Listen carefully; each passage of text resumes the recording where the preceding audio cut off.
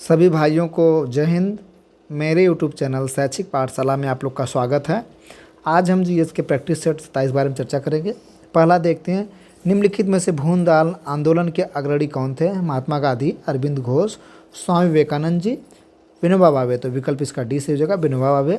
देखते हैं question number 2, Sindhu सभ्यता में निर्यात किया जाता था सूती वस्त्र, सोना, मिट्टी के बर्तन, काली मिर्च। तो ऑप्शन ए इसका सही हो जाएगा, सूती वस्त्र। ठीक है, हम देख लेते हैं इसका थोड़ा सा एक्सप्लेनेशन। सिंधु सभ्यता विश्व की प्राचीन नदी घाटी सभ्यताओं में से एक प्रमुख सभ्यता थी, जिस सभ्यता में निर्यात की जाने वाली वस्तुओं सूती वस्त्र, हाथी के दांत से बनी वस्तुएं, मनके यानी घड़ा आदि। ठीक, क्वेश्चन नंबर 3 देखते हैं, कौन सी भू राजस्व प्रणाली में मूल इकाई के रूप में गांव को आधार माना जाता है? जोर जागीरदारी प्रणाली, जमींदारी प्रणाली, महालवाड़ी प्रणाली, इसका हो जाएगा रैयतवाड़ी प्रणाली। तो इसका विकल्प सी से हो जाएगा, महालवाड़ी प्रणाली। ठीक, क्वेश्चन नंबर 4 देखते हैं, राष्ट्रीय मानवाधिकार आयोग के अध्यक्ष कौन थे? उच्चतम न्यायालय का मुख्य न्यायाधीश होगा। राष्ट्रीय मानवाधिकार का आयोग का अध्यक्ष कौन होगा? उच्च न्यायालय का मुख्य न्यायाधीश होगा। उच्चतम न्यायालय का न्यायाधीश होगा प्रधान। तो आयोग के अध्यक्ष जो होंगे वो उच्चतम न्यायालय के पूर्व न्यायाधीश होंगे। ठीक, विकल्प नंबर 1 सही है क्वेश्चन नंबर 4 का। अब देखते हैं क्वेश्चन नंबर 5, निम्नलिखित में कौन विटामिन को मानव शरीर को संश्लेषित किया जाता है? निम्नलिखित में कौन सी विटामिन को मानव में संश्लेषित किया जाता है?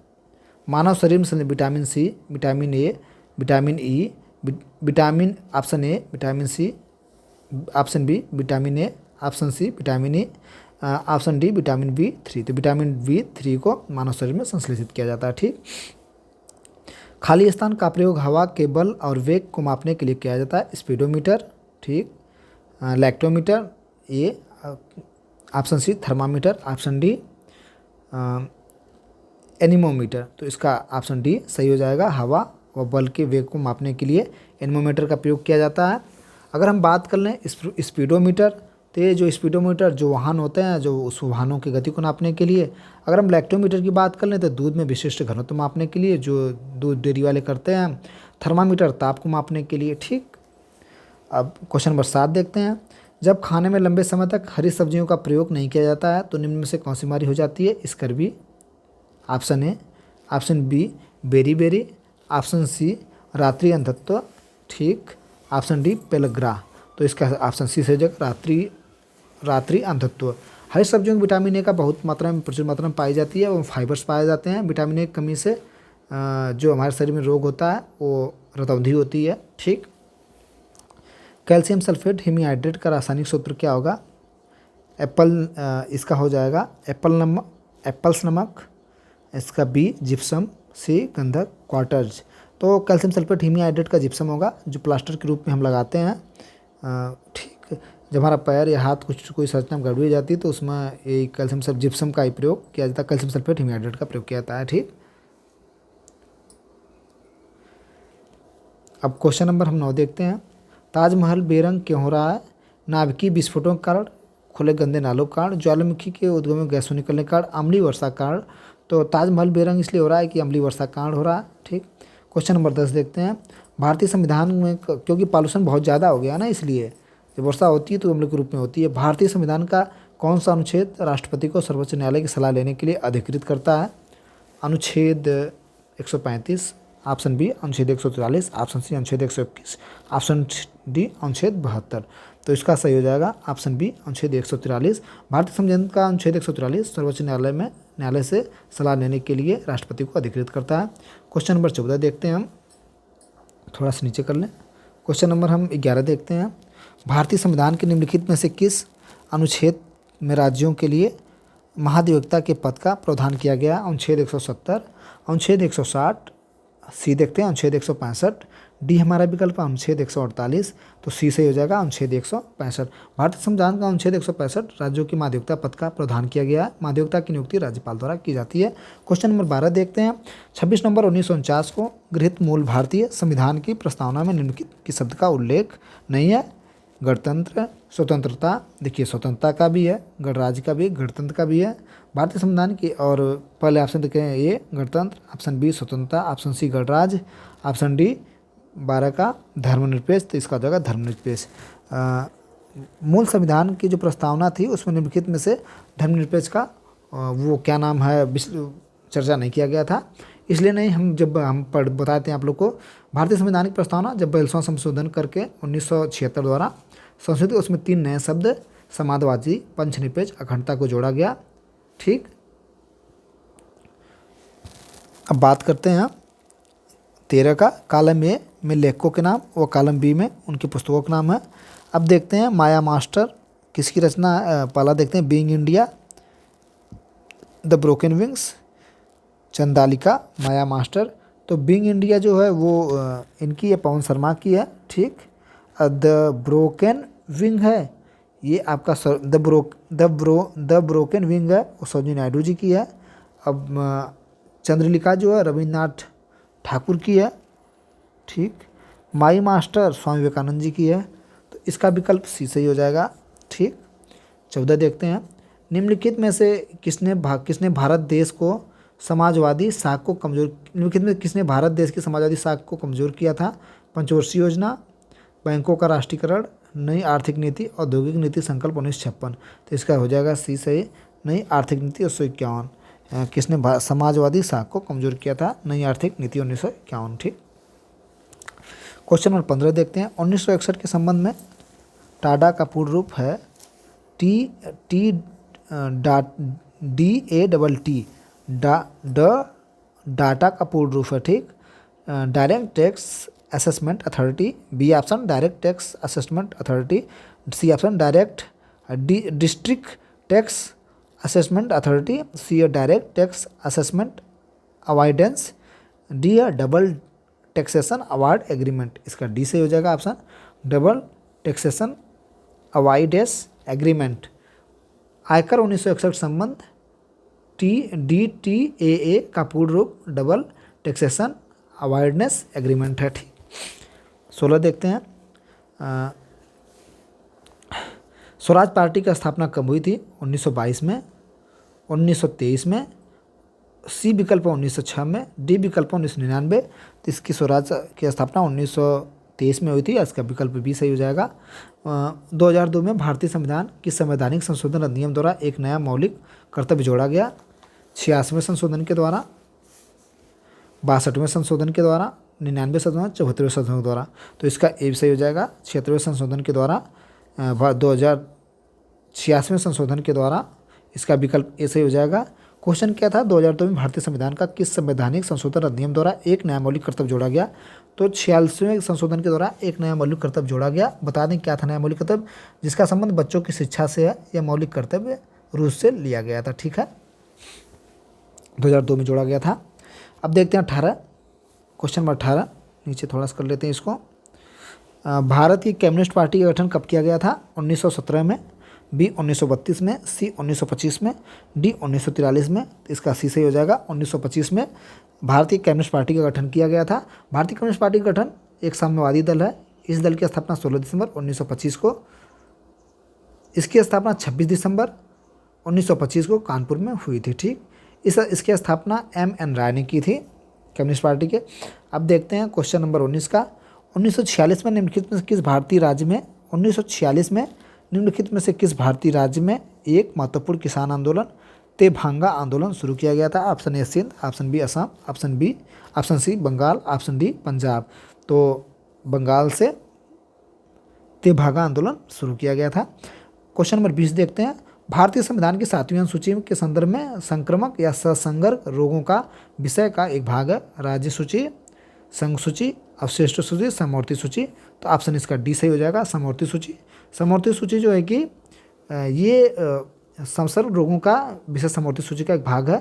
स्वास्थ्य का अधिकार संविधान अनुच्छेद 21 के माध्यम से प्रदान किया गया है। ठीक, देखते हैं। चींटियों के हमलों से फसलों की सुरक्षा के लिए निम्नलिखित में से कीटनाशक का प्रयोग करके किया जाता है। कपूर का, एड्रिन का, लवण जल का, इनमें से कोई नहीं। तो ऑप्शन इससे हो जाएगा कपूर का। ठीक, क्वेश्चन नंबर 22 देखते हैं। निम्नलिखित में कौन सी बागान फसल नहीं है। काफ़ी, बी चाय, सी काजू, सी काजू, डी मोटे अनाज। तो इसका सही हो जाएगा बागान फसल जो है कि मोटे अनाज में नहीं आएगा। काफ़ी, चाय, ये सब बागानिक फसलों में आते हैं। ठीक, अब क्वेश्चन नंबर 23 देखते हैं। उष्णकटिबंधीय चक्रवात विश्व में विभिन्न नामों से जाने जाते हैं। विश्व किस भाग में इसे हरिकेन के नाम से जाना जाता है। अभी हरिकेन आया भी था। पश्चिम शांतिप्रद, पश्चिम ऑस्ट्रेलिया में, ऑप्शन सी अंटार्कटिक में, ऑप्शन डी पश्चिम सागर में। तो इसका सी हो जाएगा अंटार्कटिका में, ठीक, अटलांटिका में। उष्णकटिबंधीय चक्रवात विश्व में विभिन्न नामों से जाना जाता है। विश्व के किस भाग में? हरिकेन। तो हरिकेन नाम से अटलांटिका में जाना जाता है। क्वेश्चन नंबर 24 देखते हैं। निम्नलिखित राज्यों में से उनमें मानसून आरंभ होने की तिथियों के अवरोही क्रम को व्यवस्थित कीजिए। अच्छा मौसम कैसे आता है? पहले मौसम कहाँ आएगा, फिर कहाँ आएगा, फिर कहाँ आएगा? तो हम देखते हैं। सबसे पहला क्रम हमारा केरल होगा, दूसरा क्रम हमारा पश्चिम बंगाल होगा, उसके बाद तीसरा क्रम हमारा होगा उत्तर प्रदेश, उसके बाद होगा राजस्थान। तो देखते हैं, सबसे पहले केरल हो गया, देखते हैं पहले केरल हो गया, ये गलत हो गया। अच्छा इसको देखते हैं, पहले केरल हो गया, दूसरा पश्चिम बंगाल हो गया, तीसरा उत्तर प्रदेश, चौथा राजस्थान। तो ऑप्शन इसका बी सही हो जाएगा, ठीक। क्वेश्चन है 25 का। कलपक्कम में स्थित है तेल शोधनशाला, 2 जल विद्युत शीतगृह, परमाणु ऊर्जा केंद्र और परमाणु परीक्षण केंद्र। तो जो कलपक्कम में है वो हमारा है, कलपक्कम तमिलनाडु में पड़ता है, वहाँ पर परमाणु ऊर्जा, ऑप्शन सी सही है, परमाणु ऊर्जा केंद्र, ठीक। हम क्वेश्चन नंबर देखते हैं। अरे कवि संत कबीर का जन्म और पालन पोषण किस शहर में हुआ था? कानपुर में। Option A, option B Mathura, option C Varanasi, option D Ayodhya. तो कवि जो है कि संत कबीर का जन्म वाराणसी में हुआ था, उनका पालन पोषण भी वही हुआ था। क्वेश्चन नंबर हम देखते हैं 27। राष्ट्रीय साक्षरता मिशन का आरंभ निम्न में से किस वर्ष हुआ था? 1990 में, 1984 में, ऑप्शन सी 1960 में, ऑप्शन डी 1988 में। तो इसका डी ऑप्शन से हो जाएगा 1988 में, ठीक। निम्नलिखित को शीर्ष से तल तक उसके पदानुक्रम के अनुसार लिखिए। ऑप्शन ए पुलिस अधीक्षक, ऑप्शन बी क्रमानुसार लिखना है, तो चलिए लिखते हैं क्रमानुसार।